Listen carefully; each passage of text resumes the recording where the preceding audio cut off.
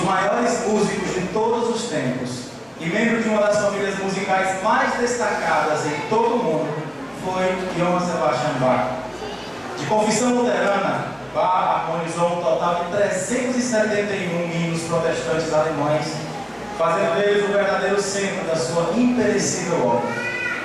Bach nasceu em Eisenach, uma cidade da Alemanha, em 1685. Por sinal, lá existe um museu em sua homenagem, e por sinal fica aos pés do monte onde fica o Castelo de Wartburg, onde Lutero traduziu a Bíblia para o alemão, que está dentro do roteiro luterano. Bach destacou-se na música sacra. Ele aplicou neste trabalho a sua vasta erudição musical, a sua técnica virtuosística e a procura da perfeição, de tal modo que o resultado final ultrapassou tudo que antes fora feito nestes campos. Ninguém chegou a ultrapassá-lo desde então. Mas a característica predominante de Bach era a sua fé.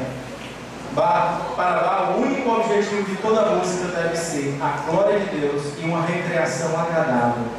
Tudo que Bach fazia guiado por suas convicções religiosas, conduzido pela fé e sempre suplicando a inspiração divina. Ao terminar as suas obras, Bach sempre juntava as iniciais SDG.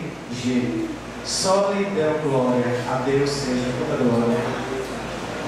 O hino que nós vamos cantar agora, Fronte Ensangrentada, que foi harmonizada por Bach, é um hino profundamente devocional, que requer uma aplicação muito pessoal da morte redentora de Cristo, por relembrar seu sofrimento e morte na cruz.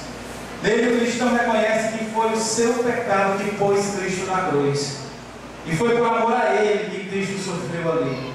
Este reconhecimento traz conforto e uma confissão de gratidão e dedicação a Cristo.